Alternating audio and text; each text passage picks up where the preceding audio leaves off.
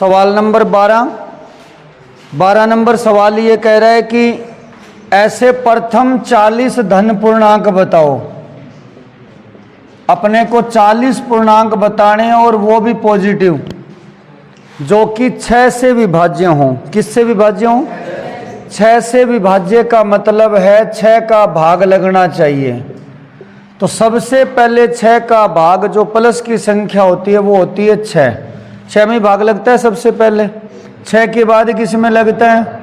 12 के बाद 6 × 18, 6 चौके, उसके बाद 6 पंजे। ऐसे करते करते हमें 40 संख्याएं लेनी है। कितनी संख्याएं लेनी है? 40। जैसे ये 1 2 3 4 अभी 5 ही लिए। ऐसे 40 पूर्णांक लेने हैं। कितने पूर्णांक लेने हैं? तो कहने का मतलब इस समांतर श्रेणी में 40 संख्याएं होंगी। कितनी संख्याएं होंगी? तो इस श्रेणी को देख के बता सकते हो क्या आप ए का मान कितना है, डी का मान? आप तीसरे पद में से दूसरा घटा दो। तीसरा आपका 18 है, इसमें से दूसरा घटाओगे तो कितना आएगा? और n पदों की संख्या, पदों की संख्या कितनी है?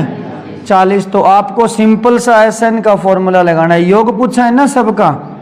सबका क्या पूछा है? तो SN का फॉर्मूला लगा देंगे n/2 2a + n - 1 into D. n का मान तो 40/2 2 इंटू a का मान प्लस n का मान 40 - 1 इंटू डी का मान 6। बस ये कैलकुलेशन करनी है, आसान सी है। 40/2 कितना हो गया? 6 दुए, और ये 40 - 1 39। 39 को 6 से गुणा, 200 कितने होंगे? 34। क्योंकि 40 को 6 से गुणा करेंगे तो 6 चौके 24, 240। एक कम से करना, 6 कम 234 हो गए। तो 20 इंटू 12 और 234 कितने हो गए? 246। तो 0 का 0, 2 का मल्टीप्लाई 12, 9 और 4, तो 4920 इसका आंसर हो गया।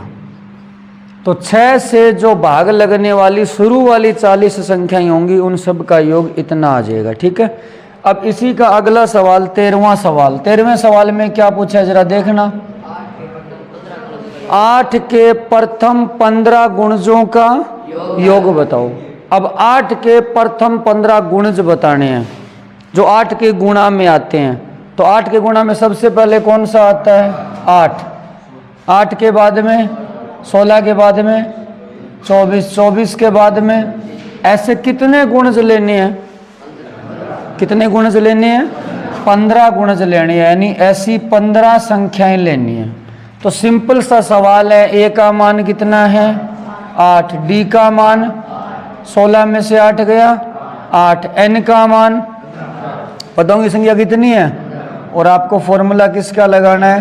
तो SN का फॉर्मूला लगा देना। ये 13वां सवाल है, सिंपल सा सवाल है। 14वां क्या है? 0 और 50 के बीच की विषम संख्या। ये बढ़िया सवाल है। 14वां सवाल है वो इन दोनों से काफी बढ़िया सवाल है। ये कह रहा है 0 और 50 के बीच में कौन सी संख्याएं लेनी है? बोलो। तो 0 और 50 के बीच में विषम संख्याएं कौन सी है?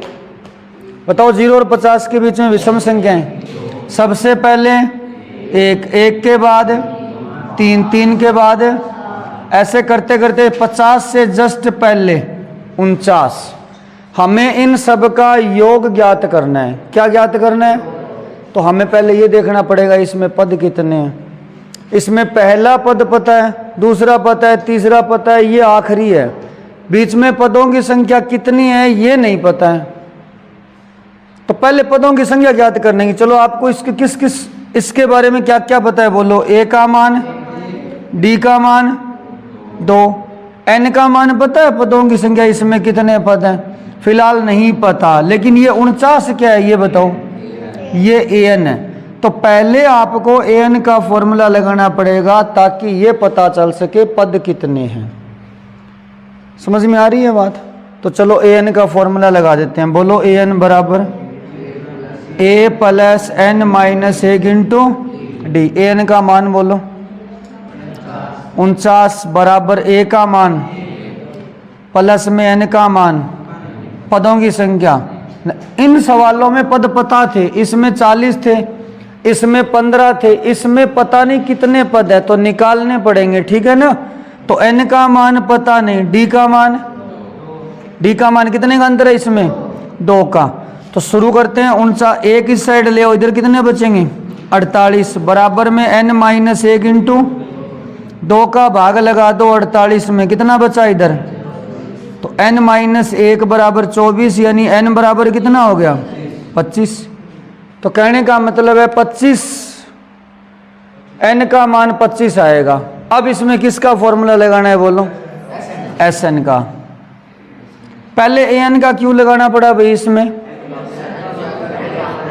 n का मान पता लगाने के लिए, बाकी में तो पता था n का मान, इसमें पता नहीं था, इसमें आखिरी पद पता था। तो Sn का सूत्र लगाएंगे, क्या होगा बोलो, n/2 a plus n minus 1 into, ऐसा हमने कल सवाल किया भी था, 1 3 5 7 9 वाला, याद है क्या, उनके पदों का योग n स्क्वायर आया था, कितना आया था n स्क्वायर आया था। उस हिसाब से इसमें कितनी संख्याएं हैं, 1 3 5 से लेके 25 है ना, तो इसका योग 625 आना चाहिए, कितना आना चाहिए, चलो देख लेते हैं।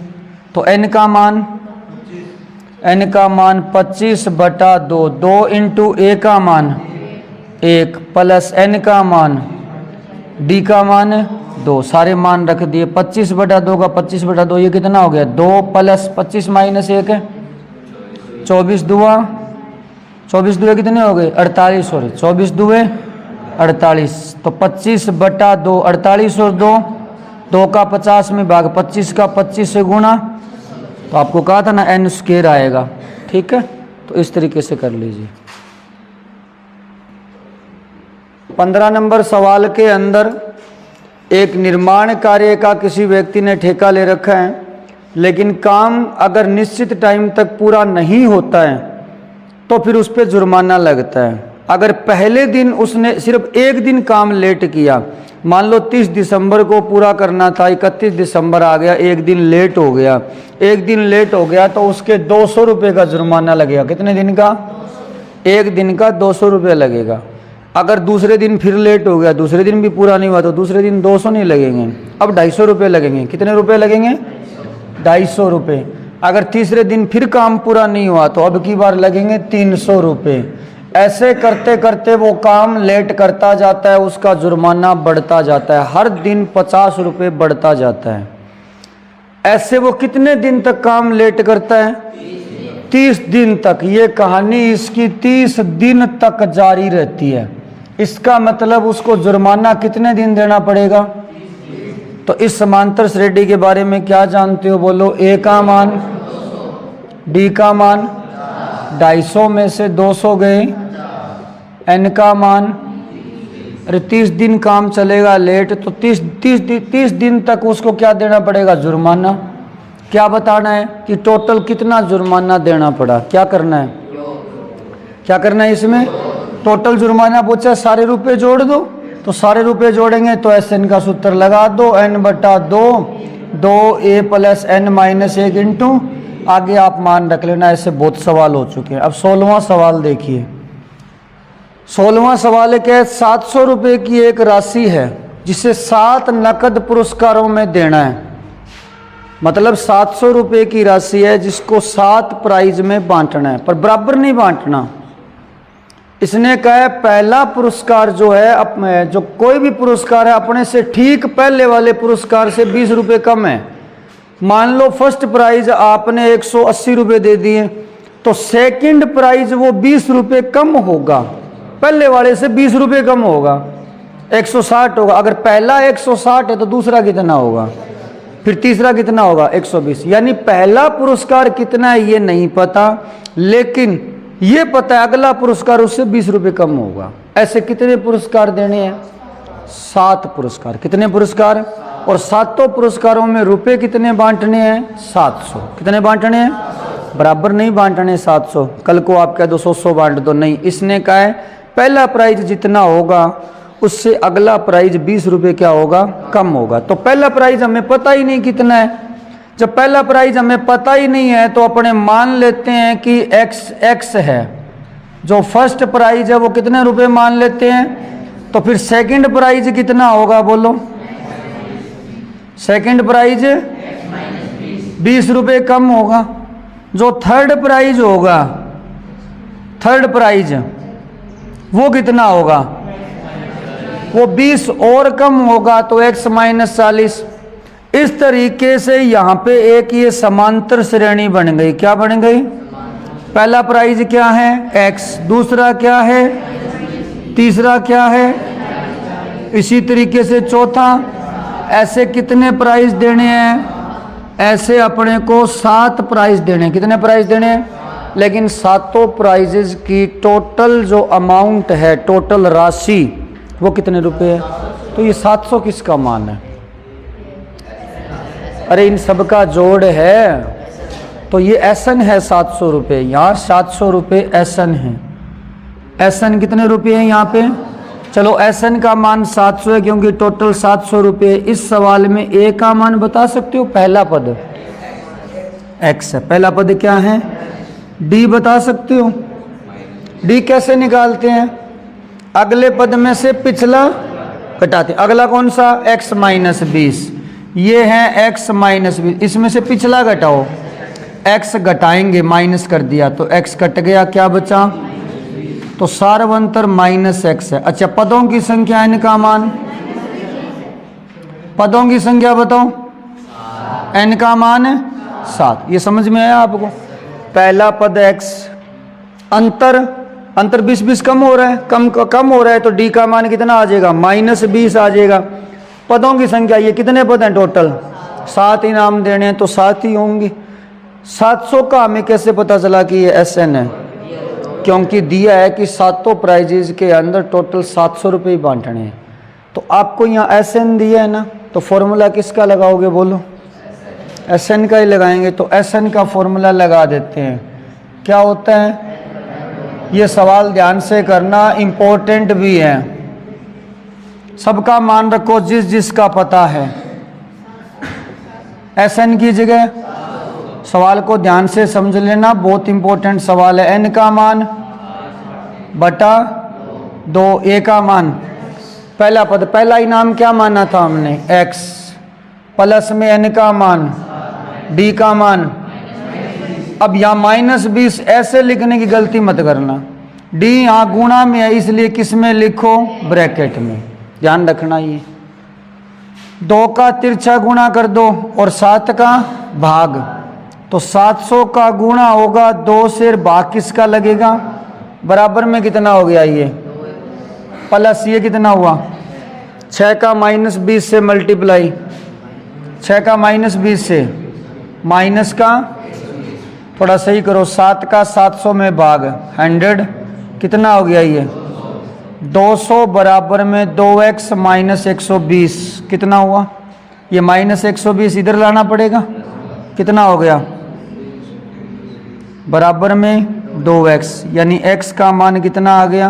160। तो पहला प्राइज 160 रुपये होगा। पहला प्राइज x जो है वो 160 रुपये होगा। तो सातों प्राइजेस बताने हैं अपने को। तो फर्स्ट प्राइज कितना हुआ बोलो? सेकंड कितना होगा? सेकंड 100, थर्ड, फोर्थ 100, उसके बाद ये कौन सा हो गया? 5वां, उसके बाद 60, 60 के बाद ये जोड़ लो, टोटल होंगे 700 रुपये। कितने होंगे? 6 4 10 2 12 8 20 26 और 4 30, असल 3 4 5 6 7 700। तो इस तरीके से वो सातों प्राइज होंगे। सवाल समझ में आया? बहुत इंपॉर्टेंट सवाल है ये, ठीक है। 17 नंबर सवाल। 17 नंबर सवाल में ये कह रहा है कि किसी स्कूल के बच्चों ने वायु प्रदूषण को कम करने के लिए पेड़ लगाने का निर्णय लिया कि स्कूल के बाहर भी पेड़ लगाएंगे, स्कूल के अंदर भी पेड़ लगाएंगे। लेकिन इन्होंने ये कहा पेड़ इस हिसाब से लगाने हैं कि पहली क्लास जो है उसके जो बच्चे हैं वो 1 पेड़ लगाएंगे। कितने पेड़? दूसरी क्लास के बच्चे 2 पेड़ लगाएंगे, तीसरी क्लास के बच्चे 3 पेड़, और इस तरीके से ये 12वीं क्लास तक जारी रहता है। किस क्लास तक है? तो 12वीं क्लास वाले बच्चे कितने पेड़ लगाएंगे? 12 पेड़ लगाएंगे। कितने? प्रत्येक अनुभाग, क्लास का प्रत्येक सेक्शन लगाएगा, और हर क्लास के 3-3 सेक्शन है। कितने सेक्शन है? जैसे पहली क्लास है तो पहली क्लास के 3 पार्ट हैं, ए बी और हर क्लास एक पेड़ लगाएगी, हर क्लास। अब जैसे छठी क्लास है, छठी क्लास के 3 भाग है, छठी ए, छठी बी और छठी, हर सेक्शन 3 पेड़ लगाएगा। तो छठी क्लास ने कितने पेड़ लगा दिए? 18 पेड़। कितने पेड़? ए सेक्शन 3 पेड़ लगाएगा, बी सेक्शन भी 6 पेड़ लगाएगा और सी सेक्शन भी 6 पेड़ लगाएगा। अब जैसे 10वीं क्लास है, 10वीं ए, 10वीं बी, 10वीं सी, हर सेक्शन 10 पेड़ लगाएगी। कितने पेड़? ए सेक्शन ने 10 पेड़ लगाए, बी सेक्शन ने 10 पेड़, सी सेक्शन ने भी। तो इस तरीके से 12वीं क्लास तक जारी रहता है और ये बताना है कि टोटल पेड़ कितने लगेंगे। तो काउंट करते हैं। देखो पहला, ये पहली क्लास है, पहली क्लास में कितने अनुभाग हैं? 3। तो पेड़ कितने लगे? 3 × 1 यानी पेड़ लगे 3 अनुभाग है, पहली क्लास है इसलिए 1 पेड़ लगाएगी तो 3 पेड़ लगे। अब बात करते हैं सेकंड क्लास की। सेकंड क्लास है तो सेकंड क्लास के अंदर अनुभाग कितने हैं? अनुभाग सब में ही 3 है, सेक्शन 3 है, पर पेड़ कितने लगाएंगे? तो कितने लगेंगे? अब बात करते हैं थर्ड क्लास की। तो थर्ड क्लास के अंदर सेक्शन तो 3 है, सेक्शन 3, क्लास कौन सी है? तीसरी, इसलिए पेड़ कितने लगाएगी? 3, यानी पेड़ कितने हो गए? 9। तीसरी क्लास में 3 सेक्शन है, क्लास तीसरी है इसलिए पेड़ भी 3 लगाएगी, हर सेक्शन 3 पेड़ लगाएगा। ऐसे करते करते 12th क्लास तक जारी रहेगा। किस क्लास तक है? अब 12th क्लास है तो सेक्शन तो इसके 3 ही हैं, कितने हैं? लेकिन हर सेक्शन कितने पेड़ लगाएगा? तो 12 तिया कितने पेड़ हो गए? 36 पेड़ लगाएंगे। इस तरीके से सबसे पहली क्लास ने 3 पेड़ लगाए, आगे वाली दूसरी ने 6 पेड़ लगाए, तीसरी ने 9 लगाए। ऐसे करते करते आखिरी क्लास जो 12वीं थी उसने 36 पेड़ लगाए। कितने लगाए? 11वीं क्लास कितने लगाएगी? अरे 11वीं क्लास 11 पेड़ लगाएगी, 3 सेक्शन है तो 11 तिया 33 पेड़ हो गए। इन सब का क्या करना है? अपने को टोटल करना है। तो ए का मान बताओ। ए का मान 3, डी का मान 6 - 3 कितना हो गया? एन का मान, पदों की संख्या इसमें 36 है, शाबाश 36 है ना, इसमें 12 है। कितने पद हैं? क्लास कितनी है? तो एन का मान कितना है इसमें? तो ए का मान 3, डी का मान 3, एन का मान 12। क्या करना है? क्या करना है इन सब का? अरे पेड़ों की संख्या पूछिए तो किसका सूत्र लगाओगे? एस एन का। क्या करना है? एस एन का n/2, 2a + n - 1 इंटू, हाँ एस एन का मान पता करना है। एन का मान 12, 12/, ए का मान प्लस एन का मान और डी का मान 3। ये जोड़ घटाव कर लेना, कर लोगे? तो इस तरीके से आपका ये 17वां सवाल है। ठीक है। सवाल नंबर 18। इस 18 नंबर सवाल में 13 अर्धवृत्त हैं। कितने अर्धवृत्त हैं? पहला अर्धवृत्त है उसकी त्रिज्या है 0.5। कितनी है? तो अपने काम करते हैं, एक आधा वर्त बना लेते हैं इस तरीके से। ये आधा वर्त बना लिया, इसकी त्रिज्या है 0.5। कितनी है इसकी त्रिज्या? तो मैं यहाँ लिख देता हूँ, पहले अर्धवर्त की त्रिज्या है 0.5 सेमी। अगर आपसे मैं ये पूछूं कि इस आधे वर्त की लंबाई कितनी होगी, ये बीच में सेंटर है, ये लंबाई कितनी होगी?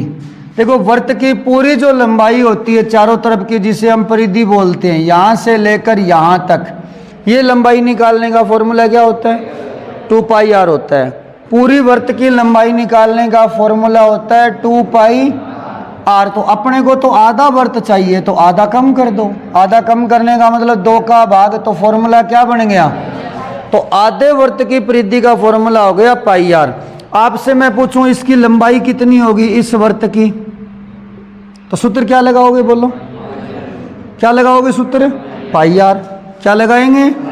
पर पहली त्रिज्या r1 लिए तो πr1, तो लंबाई कितनी होगी? बोलो पाई का तो पाई पड़ा है, r1 की जगह क्या लिखोगे? 0.5 पाई। तो उत्तर आ गया 0.5 पाई सेमी। ये पहले अर्धवर्त की लंबाई होगी। समझ में आई क्या ये बात? अगला अर्धवर्त ऐसे बना है, ऐसे नहीं बना, इसके नीचे बना है, वो त्रिज्या उसकी डबल है, उसकी 0.5 नहीं है। अगले अर्धवर्त की त्रिज्या 1 है, ये पूरी त्रिज्या है उसकी, तो वो इस तरीके से बनेगा। उसकी त्रिज्या पहले वाले से डबल है। अब इसकी त्रिज्या कितनी है बताओ? 1 है। तो R2 दूसरे वृत्त की त्रिज्या है 1 सेमी, कितनी है? तो बताओ इनकी लंबाई, इसकी लंबाई कितनी होगी? सूत्र तो यही लगेगा, पाई R1 की बजाय अब की बार क्या है? 2। तो पाई का तो पाई और R2 की जगह 1 सेमी, तो ये 1 पाई आ गया, यानी ये सीधा आ गया पाई सेमी। ये 0.5 पाई सेमी, ये पाई सेमी। तीसरा वर्त R3 जिसकी त्रिज्या R3, तीसरे वर्त की ये त्रिज्या अब की बार ये 1 है, ये त्रिज्या कितनी है? 1। अगले वर्त की त्रिज्या अब की बार 1.5 है, थोड़ी सी और बड़ी कर दो तो इस तरीके से अगला, उसकी त्रिज्या 1.5 है। अब त्रिज्या है R3 1.5 सेमी, तो इसकी लंबाई बताओ फिर, सूत्र क्या लगेगा? हाँ बोलो। पाई का पाई R3 की जगह कितना हो गया? ये 1.5 पाई सेमी, सही है। इस तरीके से ये कहानी 13वें वर्त तक जारी रहती है। वर्त आगे से आगे बड़े होते जाएंगे, ऐसी कहानी 13वें वर्त तक चलती रहेगी। किस वर्त तक है? और ये एक सर्पिल बन जाएगा। क्या बन जाएगा? एक सर्पिल, सर्किल नहीं, सर्पिल बन जाएगा ये। तो ये कहानी 13 वर्तों तक चलती है। कितने वर्तों तक है? हमें इस पूरे सर्पिल की लंबाई चाहिए। इसका मतलब ये सारी लंबाइयां क्या करनी पड़ेगी? ये सारी जोड़नी पड़ेगी। तो पहली लंबाई कितनी थी बोलना? 0.5 पाई, 0.5 पाई। दूसरी 1 पाई, तीसरी 1.5 पाई, चौथी बोलो कितनी आती? 2 पाई। ऐसे करते करते 13 पदों तक ये कहानी जारी रहती। क्यों? कितने वर्त हैं? इन सब का क्या करना है अपने को? क्या करना है? योग करना है। तो बोलो फटाफट ए का मान। ए का मान बोलो 0.5 सहित लगाना है। डी का मान बोलो 1 में से 0.5 पाई घटाएंगे तो 0. का मान, पदों की संख्या बोलो 13। सूत्र किसका लगाना है? SN का। तो SN का फॉर्मूला आप जानते ही हो, बार बार हम लिखते आ रहे हैं। सबका मान रख दो फटाफट। N का मान 13, N का मान है, N का मान है 2 × A का मान। पाई से ज़्यादा डरने की ज़रूरत नहीं है। N का मान है 13 - 1। D का मान, चलो शुरू करते हैं। 13/2 का 13/2, 2 का 0.5 से गुणा। नहीं पता आपको? आधे का 2 से गुणा 1 ही होगा, तो 1 पाई। ये तो हो गया 1 पाई। 13 - 1, 13 - 1, 12 का 0.5 से गुणा। 12 का 0.5 से 12 × 5 = 60, यानी 12 का 0.5 का मतलब 6 पाई। कितना हो गया ये? 13/2, 6 पाई और पाई, तो 13 7 हो गया, या ऐसे ही पड़े रहने दो। 13 × 7/2 और क्या है? पाई। पाई का मान रख दो, कितना होता है? 22/7 से 7 कट गया, 2 का 22 में भाग है। 13 का 11 से गुणा करोगे 143 सेमी। इस पूरे सर्पिल की लंबाई 143 सेमी होगी। सवाल समझ में आया? ये अच्छी तरह से कर लेना इसको आज ही, ठीक है। 19वां सवाल। 19वें सवाल में 200 लठ हैं। कितने लठ हैं? 200। उनको एक डेयरी के रूप में रखने हैं, एक डेयरी के रूप में जचाने हैं। नीचे ही नीचे जो पहली लाइन है उसमें कितने लठ रखे गए हैं? जो नीचे नीचे इस तरीके से जो पहली लाइन बनेगी, इसके अंदर इस तरीके से 20 लठ रखे गए हैं। कितने लठ रखे गए हैं? पहली लाइन में 20 लठ है नीचे, जैसे किताब में चित्र में बने हुए हैं ना, तो पहली लाइन में 20 हैं। फर्स्ट लाइन के अंदर है 20, उससे ऊपर वाली में सेकंड में है 20 के ऊपर 19 रखे हैं, फिर 19 के ऊपर 18 रखे हैं। ऐसे करते करते पता नहीं कितनी लाइनें बनी हैं, लेकिन 200 लठ पूरे हो जाने चाहिए।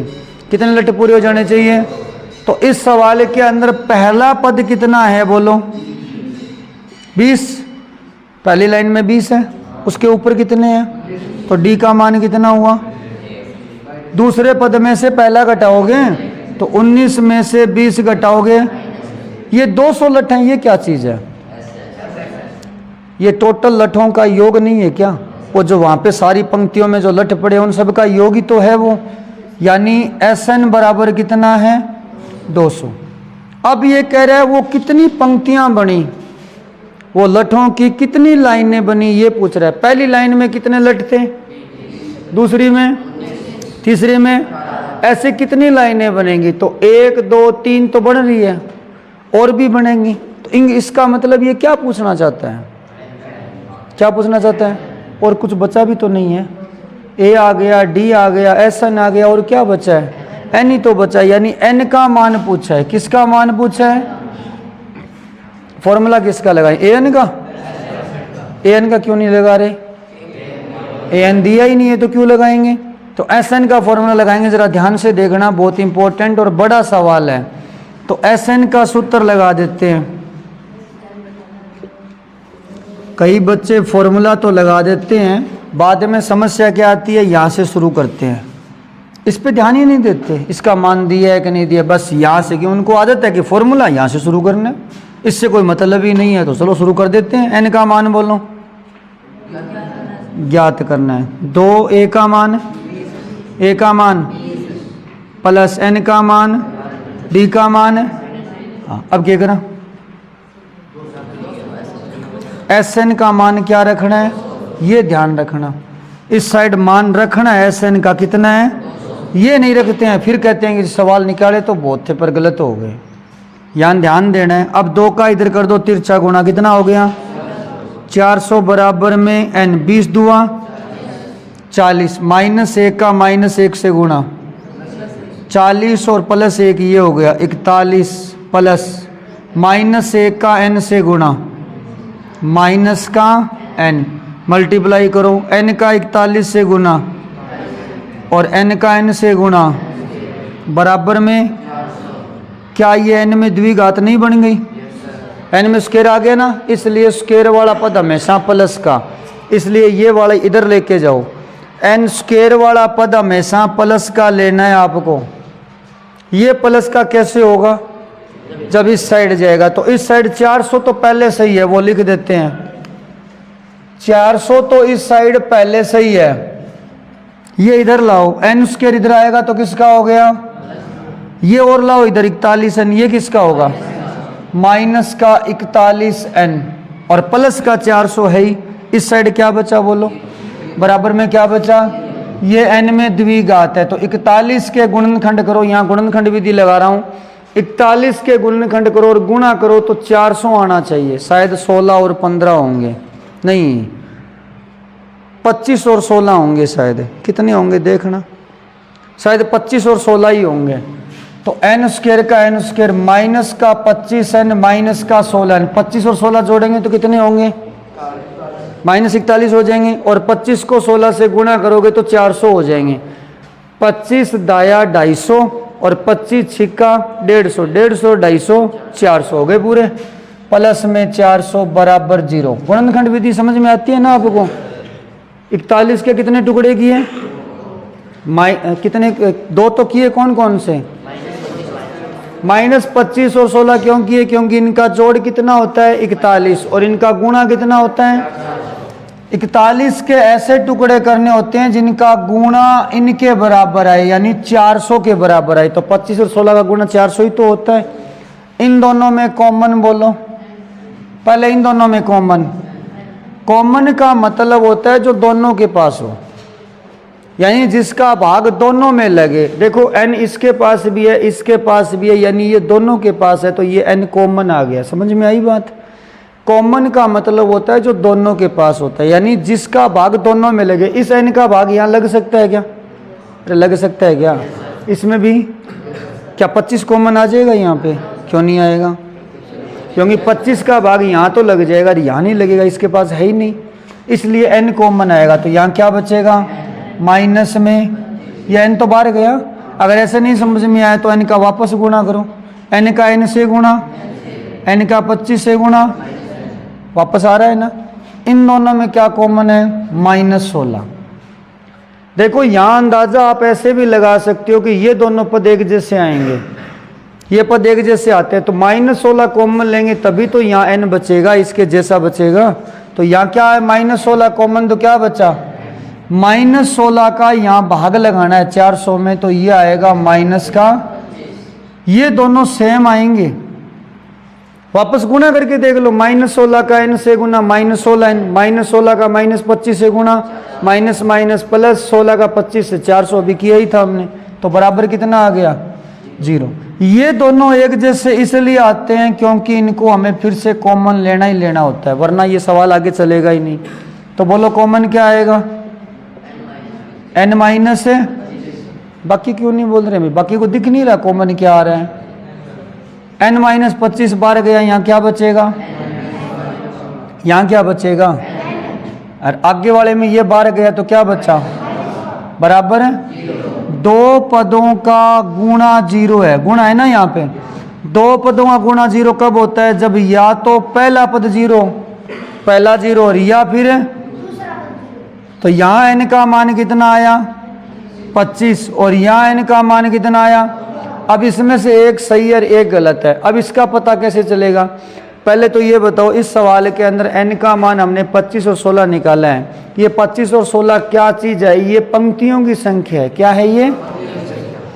पहली पंक्ति में 20 लट थे, दूसरी में 19, तीसरी में 18 थे, तो ये पंक्तियों की संख्या है। किसकी संख्या है ये? तो यहाँ कितनी पंक्तियाँ बन रही है? 25, और यहाँ कितनी बन रही है? 16। ये कह रहा है कि पहली पंक्ति बन गई, दूसरी बन गई, तीसरी बन गई, ऐसे 25 पंक्तियाँ बनी हैं। कितनी बनी है? तीसरी पंक्ति में कितने लट थे बताओ? 18, चौथी में 17, पांचवी में, तो ऐसे करके पता लगाएं 25वीं में कितने लट होंगे। पता तो लगाएं कितने लट आएंगे 25वीं में। तो कैसे निकालें 25वां पद? 25वां पद कैसे निकालूं? a प्लस में, तो a का मान 24 का 24, d का मान, d का मान -1 है, हमने निकाला था ना यहाँ पे। ये रहा, कितना आ गया? ये 20 का 20, 24 का -1 से गुणा -24, -4 आ गया। 25वीं पंक्ति में -4 लट रख सकते हो आप? नहीं रख सकते, इसलिए 25 यहाँ पे इग्नोर करना पड़ेगा। माइनस में लटों की संख्या थोड़ी हो सकती है 4। तो 16 पंक्तियां बनेगी। कितनी बनेंगी? और ये पूछ ले कि ऊपरी ऊपरी लाइन वाले में कितने लट है, तो क्या करेंगे? क्या करेंगे? 16 लट है ऊपरी वाले में। अरे 16 तो पंक्तियां बनी है मूर्खों, 16 लट है ऊपर वाले में, 16 तो यहीं आ जाएंगे चौथी लाइन में, पांचवी लाइन में ही। अरे ये 16 पंक्तियां बनी है। इस सवाल में निकाल क्या रहे हैं? अपने पंक्तियों की संख्या निकाल रहे हैं कि कितनी पंक्तियां, ये पहली, ये दूसरी, ये तीसरी, पदों की संख्या नहीं निकाल रहे क्या? तो 16वीं पंक्ति में कैसे निकालेंगे? 16वां पद निकालना पड़ेगा। क्या करना पड़ेगा? तो 16वें पद का सूत्र क्या होगा? a का मान बोलो, 15 का 15, d का मान -1, 5 लट आएंगे। यानी ऊपर वाली जो पंक्ति होगी उसमें 5 लट होंगे। कितने होंगे? ऊपर वाली में 5, फिर 6, फिर 7, फिर 8, फिर 9, फिर 10, फिर 11, ऐसे करते करते नीचे वाली में 20। टोटल लट हो जाएंगे 200। कितने हो जाएंगे? 200। अब आखिरी सवाल, 20वां सवाल। 20वें सवाल के अंदर यहाँ पे एक बाल्टी रखी हुई है इस तरीके से। इस बाल्टी के पास में 5 मीटर की दूरी पर, कितने मीटर की दूरी पे? 5 मीटर की दूरी पे एक आलू रखा हुआ है। पहला आलू ये 5 मीटर की दूरी पे है। फिर अगला आलू जो है वो 3 मीटर की दूरी पर है। कितने मीटर की दूरी पर है? फिर उससे अगला आलू फिर 3 मीटर की दूरी पर है। उससे अगला आलू फिर 3 मीटर की दूरी पे है। ऐसे करते करते 10 आलू हैं। कितने आलू हैं? 10 आलू हैं। जो भी प्रतियोगी इस गेम में भाग ले रहा है उसको यहाँ बाल्टी से दौड़ना है और पहला आलू उठाना है और बाल्टी में डालना है। तो पहला आलू जब उठाएंगे तो पहला आलू उठाने में जो दूरी तय करनी होगी, 5 मीटर जाने में, 5 मीटर वापस आने में, कितना मीटर हो गया? 10 मीटर। कितना मीटर हो गया? अब सेकंड आलू जब उठाएंगे तो कुल दूरी कितनी तय करनी होगी? यहाँ तक आएंगे तो 8, और फिर 8 ही वापस जाना। कितने मीटर हो गया? थर्ड आलू जब अपने उठाएंगे तो दूरी बोलो बोलो 5 3 8 और 3 है, यहाँ तक आना है, थर्ड आलू यहाँ पड़ा है, तो 11 जाने का 11 आने का कितना हो गया 22 मीटर। इस तरीके से ये कहानी चलती जाएगी। 10 मीटर, 16 मीटर, 22 मीटर, कितने कितने का गैप है। अरे हर बार 3 मीटर बढ़ रहा है तो 3 मीटर जाने का 3 मीटर आने का, 6 मीटर बढ़ गया, तो अगली बार 22 और 6 28। ऐसे कितने आलू हैं, ऐसे 10 आलू हैं, इसका मतलब ऐसा 10 बार करना पड़ेगा। कितनी बार, तो इसमें कितने पद हो गए। अरे ऐसे कितनी दूरियां आएंगी, 10 ही आएंगी। इन सब का क्या करना है, जोड़ करना है। तो ए का मान क्या लिखोगे, बोलो। ए का मान 10, डी का मान बोलो 16 में से 10 गया, डी का मान 6, एन का मान पदों की संख्या। ऐसे कितनी दौड़ लगानी है, 10 लगानी है। एन का मान 10, फॉर्मूला किसका लगाओगे, एस एन का लगा लेना, सवाल हो जाएगा। ठीक है, इस तरीके से करना है।